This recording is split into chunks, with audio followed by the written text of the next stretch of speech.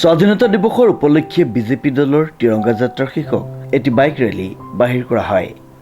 ভাৰতবৰ্ষৰ ৮০ সংখ্যক স্বাধীনতা দিৱসৰ লগত সংগতি ৰাখি আমাৰ প্ৰতি বছৰে যি ঘৰ ঘৰ তিৰংগা, হৰ ঘৰ তিৰংগা আৰু লগতে তিৰংগা যাত্ৰা আয়োজন কৰা হয়।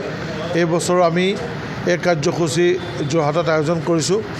ভাৰতীয় জনতা পাৰ্টিৰ প্ৰত্যেকটো মণ্ডলত ইতিমধ্যে তিৰংগা যাত্ৰা কাৰ্যসূচী কালি আৰু আজি লোৱা হৈছিল আৰু আজি আমাৰ ভাৰতীয় জনতা যুৱ মৰ্চাৰ যোৰহাট জিলা সমিতি আৰু মণ্ডলসমূহৰ সহযোগত আমি নগৰৰ মাজমজিয়াইদি এক তিৰংগা যাত্ৰা বাইক ৰেলী আমি উলিয়ালোঁ।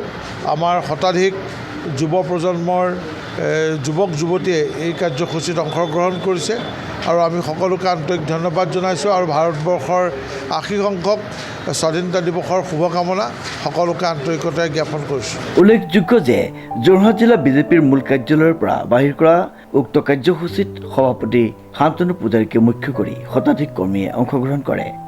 আজি ভাৰতবৰ্ষৰ যি ৮০ সংখ্যক স্বাধীনতা দিৱস, স্বাধীনতা দিৱসৰ লগত সংগতি ৰাখি আজি ভাৰতীয় জনতা যুৱ মৰ্চাৰ উদ্যোগত আমি এক বাইক ৰেলী উলিয়াইছিলোঁ। বাইক ৰেলী মানে তিৰংগা যাত্ৰা হিচাপে, আৰু এই তিৰংগা যাত্ৰাত আমাৰ দলৰ যিসকল কাৰ্যকৰ্তা আছিলে প্ৰায় ১০০ শতাধিকতকৈ অধিক কাৰ্যকৰ্তা আহি যুৱ বন্ধুৱে আহি আমাৰ এই কাৰ্যসূচীত অংশগ্ৰহণ কৰিলেহি আৰু কাৰ্যসূচীটো সফলভাৱে সম্পন্ন কৰাৰ বাবে মই যুৱ সতীৰ্থসকলক আৰু সকলোকে স্বাধীনতা দিৱসৰ শুভেচ্ছা জ্ঞাপন কৰিছোঁ।